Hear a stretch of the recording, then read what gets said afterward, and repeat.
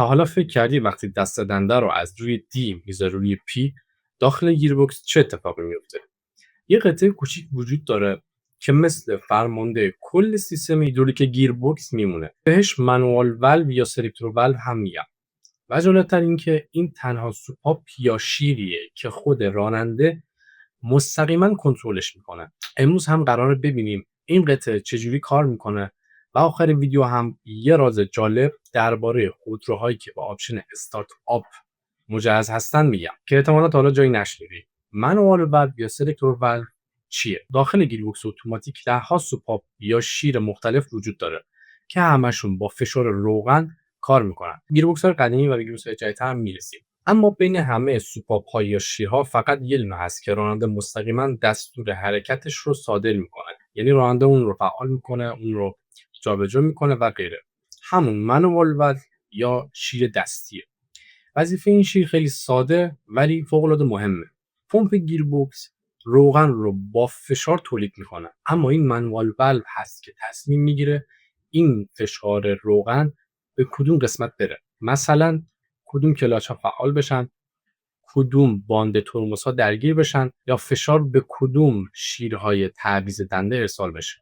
در واقع منوال والو مثل یه چاره بزرگ برای روغن گیربکسه.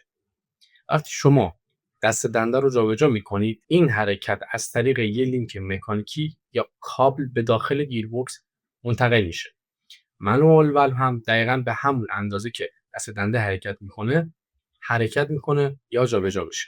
اما یه سوال مهم، چرا وقتی دست دنده روی دی یا آر قرار میگیره خودش دوباره بر نمیگرده سر جای خودش؟ اینجا یه قطعه باحال و جالب وارد بازی میشه. روستر کمپ یا اصطلاح انگلیسیش روستر کمپ یا همون شانه خروسی. دلیل اسمش هم شکل دندونه دارشه. روی این قطعه شیارهایی وجود داره که یه ساچمه یا قلتک فنردار داخل اون شیارها قفل میشه. حالا فنرش لزوما فنر لول نیست. ممکنه یه برگ از آهنی باشه که مثل فنر عمل میکنه. کلیک کلیک یا تلق تلقی که شما میشنوید صدای همینه. به خصوص زمانی که در پشت ساعتی والوادی رو باز میکنید که شما موقع عوض کردن دنده احساسش میکنید. اون صدا رو. در واقع این صدا کار همین قطعه است.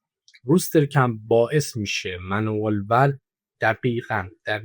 دقیقاً توی جای درست قفل بشه، ثابت بشه و همونجا بمونه تا زمانی که شما دست دنده رو جابجا کنید. وقتی دست دنده روی حالت پارک یا نوترال یا همون ان باشه یا به اصطلاح دیگه روی پی یا ان باشه، خب توی این دو حالت ماشین که حرکت نمیکنه. منوال والو مسیر روغن رو میبنده یا روغن رو بین کانال‌ها نگه میداره و روغنی به والو بادی نمیرسه. به همین دلیل کلاچ‌های مربوط به حرکت به جلو یا عقب درگیر نمیشن. اما به محض اینکه دست دنده روی دی یا آر قرار میدید شیر دستی مسیر روغن رو با جابجایی باز میکنه. روغن تحت فشار وارد مدارهای مختلف میشه، کلاچ‌ها فعال میشن و خودرو آماده حرکت میشه. حالا منوال والو فقط شروع کاره. تقریبا تمام گیربکس‌های اتوماتیک برای هر تعویض دنده یه شیفت والو یا شیر تعویض دنده دارن. این شیرها به صورت خودکار تصمیم میگیرن چه زمانی دنده بالاتر بره و چه زمانی پایینتر بره. توی سرعت پایین فنر داخل شیر و فشار دریچه گاز توی گیربکس‌های قدیمی باعث میشن گیربکس در دنده پایین بمونه. اما هرچه سرعت خودرو بیشتر میشه فشار روغن ناشی از سرعت خودرو افزایش پیدا میکنه. اینجا توی گیربکس‌های قدیمی‌تر یه قطعه بود به اسم گاورنر. این گاورنر به شفت خروجی گیربکس وصل میشد و یه سری وزنه داشت. با افزایش دور نیروی گریز از مرکز بیشتر میشد و این مکانیزمی داشت که یه مدار روغنی رو بیشتر یا کمتر باز میکرد و وابسته به سرعت شفت خروجی بود. میشه گفت یه مکانیزم هیدرولیکی برای افزایش فشار روغن ارسالی به شیفت والو ها بودن. تا وقتی نیروی فنر و فشار دریچه گاز از فشار روغن گاورنر بیشتر میشد شیفت والو حرکت نمیکنه و دنده پایینتره. اما زمانی که فشار گاورنر زورش به این دوتا یعنی فنر و فشار دریچه گاز میرسید شیفت والو جابجا میشد و گیربکس دنده رو بالاتر میبرد. تمام این فرایند فقط با فشار روغن انجام میشه بدون اینکه راننده متوجه چیزی بشه. اگه بخوایم تخصصی تر به این موضوع نگاه کنیم هر چند مال گیربکس‌های قدیمیه ولی مکانیزم باحالی دارن. اول اینکه وقتی میگیم فشار دریچه گاز منظورمون خلأ داخل منیفول نیست. یک کابل که از دریچه گاز به این شیفت ول متصل میشه و با یه مکانیزم خاصی که به اونم کاری نداریم متصل میشه. تو پدال گاز رو یکم فشار دادی، فشار دریچه گاز کمه، با افزایش سرعت یا بهتر بگم شفت خروجی گیربکس که به گاورنر وصله فشار گاورنر زیاد میشه. خیلی زود فشار گاورنر از فشار دریچه گاز و فنل بیشتر میشه. شیفت ول جابجا میشه و گیربکس از 1 به 2 میره. نتیجه چیه؟ تعویض دنده زودتر انجام میشه و مصرف سوخت کمتر میشه. اما این بار پدال گاز رو تا نیمه یا تا ته فشار دادی، فشار دریچه گاز زیاد میشه. این فشار به شیفت والو فشار زیادی وارد میکنه و نمیذاره به راحتی حرکت کنه. در واقع فشار به سمت گاورنر میاره. بنابراین خودرو تا دور موتور بالاتری توی دنده 1 میمونه، بعد دنده 2 توی سرعت بالاتر درگیر میشه. نتیجه چی؟ اینی که شتاب بیشتره ولی تعویض دنده دیرتر انجام میشه. من اینجا سعی کردم توضیح زیادی بدم که مفهوم و ایده کلی رو بگیرید.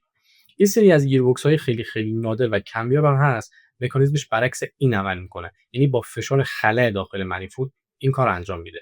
ولی در نهایت هدف و مفهوم و کارهایی که صورت میگیره همینه. حالا میرسیم به قسمت جالب ماجرا. وقتی خودروهای مجهز به آپشن استارت آپ پشت چراغ قرمز موتور رو خاموش میکنن، تکلیف گیربکس چیه؟ یادتون باشه پمپ روغن گیربکس با موتور میچرخه. پس وقتی موتور خاموش میشه پمپ هم از کار میفته و یعنی فشار روغن گیربکس هم کم میشه. اگه این فشار از بین بره کلاژ های گیربکس هم آزاد میشن و موقع حرکت دوباره دردسر شروع میشه. مهندسا برای این مشکل یه راه حل جالب پیدا کردن. روی بعضی گیربکس ها مثل GM4 T45E یه پمپ برقی کمکی نصب میشه. وقتی موتور خاموش میشه این پمپ برقی همچنان فشار اصلی روغن یا لاین پرشر رو حفظ میکنه. در نتیجه به محض اینکه راننده پاش رو از روی ترمز برمی‌داره موتور روشن میشه. گیربکس هم از قبل آماده است و خودرو بدون تأخیر شروع به حرکت میکنه. اما نکته جالب‌تر اینه که استارت یا موتور استارتی که روی این تکنولوژی استفاده شده با استارت عادی فرق میکنه، چون موتور قراره در طور کاربری و استفاده بیشتر خاموش و روشن بشه. پشت چراغ قرمز خاموش میشه، توی ترافیک سنگین خاموش میشه.